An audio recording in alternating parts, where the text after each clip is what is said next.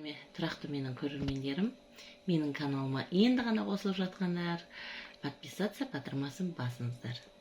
Ал ендеше бастайық. Бүгін мен бала шағыма түшпәрә жасауды жөн көрдім. Міне жұмыртқаны жарып қойдым. Енді тұз салып алайын.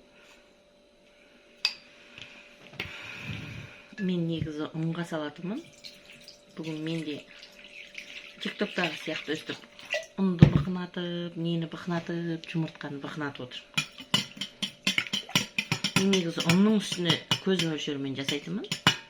Бүгін жарайды дедім. Мынаны жайып алайық. Қолдың жұмыртқасы, міне сап-сары. Мен немерелерім де, отбасым да түшпәрәні жақсы көреді. Сондықтан бүгін мастер-класс түшпәрадан Ардағанбекованың бірге болыңыздар.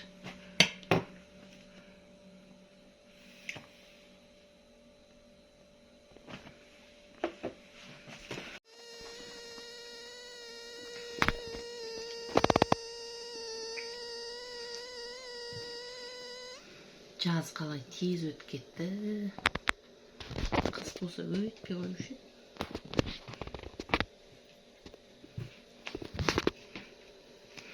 Бірақ жұмыртқа қостым, 2 жұмыртқа. Мынаны қалың болып, көп рет қайнату керек болып кетеді. 1 жұмыртқа жарып тұр. Тәкіз. Фаршымыз өте көп. Баяғыда мамам марқұм айтушы еді.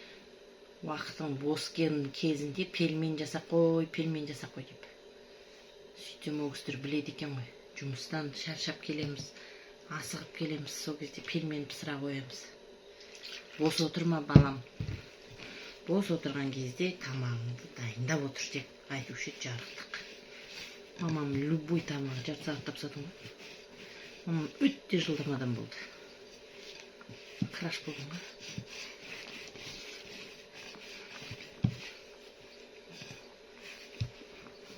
Пельменнің нанын қаттырақ қып еледім. Өйткені сонда жақсы шығады. Қазір тындырып қоямын.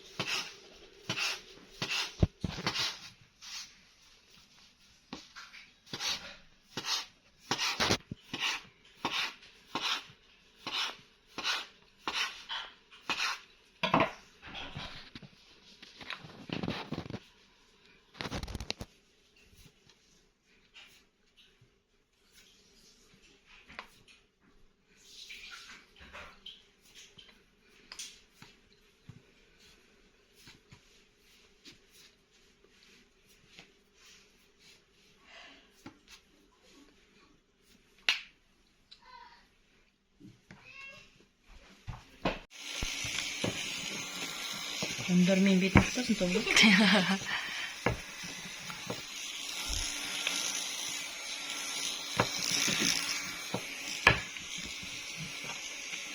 Anağa sal kereyim mesela tamam.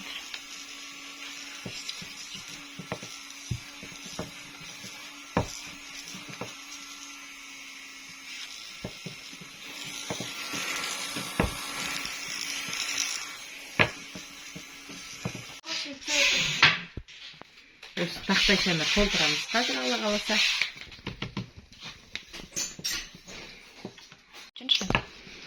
Менің 3 балам, 2 студент, біреуі кенжебайым, Тоқатай. Енді қазір 2 немерем жүр үйде. 2 немеремді білмеймін енді не істейміз. 2 студент кетеді. Таңғырада үйде. Апам мен атағана қаламын сонда. Сол онша ұнамай тұр бізге. Не істейсің? Бала деген сол екен, арам шөп сияқты тез өседі.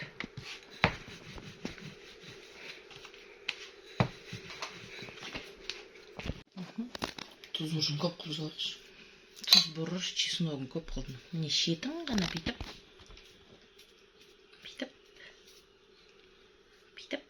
Әдемі қып жасаңдар, е балалар.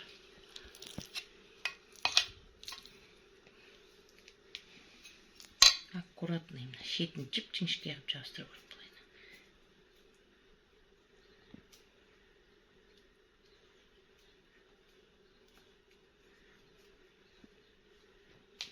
Жақта бар екен.